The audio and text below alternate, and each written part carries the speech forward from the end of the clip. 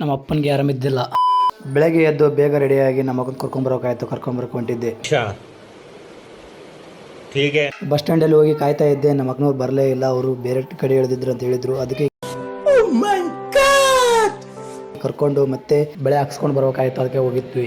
ಅಲ್ಲಿದ್ದ ನಮ್ಮ ಹಳೆದವ್ರನ್ನ ಕರ್ಕೊಂಡು ನಮ್ಮ ಅಕ್ಕನ ಕರ್ಕೊಂಡು ಮತ್ತೆ ವಾಪಸ್ ಮನೆ ಸೈಡ್ ಹೊಂಟಿದ್ವಿ. ಕಾಲೇಜ್ ರೆಡಿಯಾಗಿ ಮತ್ತೆ ಕಾಲೇಜ್ಗೆ ಹೋಗ್ಬೇಕಾಗಿತ್ತು. ಅದಕ್ಕೆ ಮತ್ತೆ ವಾಪಸ್ ಹೊಂಟಿದ್ವಿ. ಈ ಫಿಗರ್ ಎಲ್ಲೋ ನೋಡ್ದಂಗೈತಲ್ಲ, ನಂಗೂ ಹಂಗೆ ಅನ್ನಿಸ್ತಾ ಐತೆ. ಕಾಲೇಜ್ ಹೊರಗಡೆ ನೋಡಿದ್ರೆ ಕ್ರಿಕೆಟ್ ಆಡ್ತಾ ಇದ್ರು. ಕ್ಲಾಸಲ್ಲಿ ನೋಡಿದ್ರೆ ಸ್ಕೌಟ್ ಗೈಡ್ಸ್ ಬಗ್ಗೆ ಹೇಳ್ತಾ ಇದ್ರು. 1 ವಾರ ಆಯ್ತು, ಸಾಕಾಯ್ತು. ನನಗೆ ಎಷ್ಟು ಚೀಪ್ ಅನಿಸ್ಬಿಡ್ತು ಅಂದ್ರೆ, ನಿಮ್ಮ ಈ ತರದೆಲ್ಲ ಇದಾರೆ ಜನ.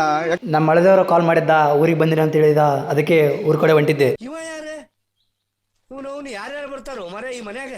ಮನೆಗೆ ಹೋಗಿ ರೆಡಿಯಾಗಿ ವಾಪಸ್ ನಮ್ಮ ಹಳೆದವ್ರು ಬಂದಿದ್ದ. ನಮ್ಮ ಹಳೆದವ್ರು ಕರ್ಕೊಂಡು ಊಟಕ್ಕೆ ಹೋಗ್ಬೇಕಾಯ್ತು. ನಮ್ಮೂರ ದೇವಸ್ಥಾನದಲ್ಲಿ ಊಟ ಇತ್ತು. ಊಟ ಮಾಡ್ಕೊಂಬರಕ ಇಬ್ರು ಹೊಂಟಿದ್ವಿ. ಊಟ ಮುಗಿಸ್ಕೊಂಡು ಮತ್ತೆ ವಾಪಸ್ ಮನೆಗೆ ಬರ್ತಾ ಇದ್ವಿ. ದೇವಸ್ಥಾನ ಇತ್ತು. ದೇವಸ್ಥಾನ ನೋಡ್ಕೊಂಡು ಮುಂದಕ್ಕೆ ಬಂದೇ ಬಿಟ್ವಿ. ನಮ್ಮ ಅಪ್ಪನಿಗೆ ಆರಾಮಿದ್ದಿಲ್ಲ ಅಂತೇಳಿ ತೋರ್ಸ್ಕೊಂಬರಕಂತ ಹಾಸ್ಪಿಟ್ಲಿಗೆ ಹೋಗಿದ್ವಿ. ಅಲ್ಲಿ ನೋಡಿದ್ರೆ ಸಣ್ಣ ಹುಡುಗನೇ ಟ್ಯಾಬ್ಲೆಟ್ಸ್ ಕೊಡ್ತಾ ಇದ್ದ ಎಲ್ಲರಿಗೆ. ನಮ್ಮ ಅಪ್ಪನಿಗೆ ಗ್ಲೂಕೋಸ್ ಸೇರಿಸ್ತಾ ಇದ್ರು. 1 hour ಆಯ್ತು ಗ್ಲೂಕೋಸ್ ಸೇರ್ಸೋಕ್ಕೆ. ಏರ್ಸ್ಕೊಂಡು ಮತ್ತೆ ವಾಪಸ್ ನಮ್ಮಪ್ಪ ನಾನು ಮನೆಗೆ ವಾಪಸ್ ಬರ್ತಾ ಇದ್ವಿ.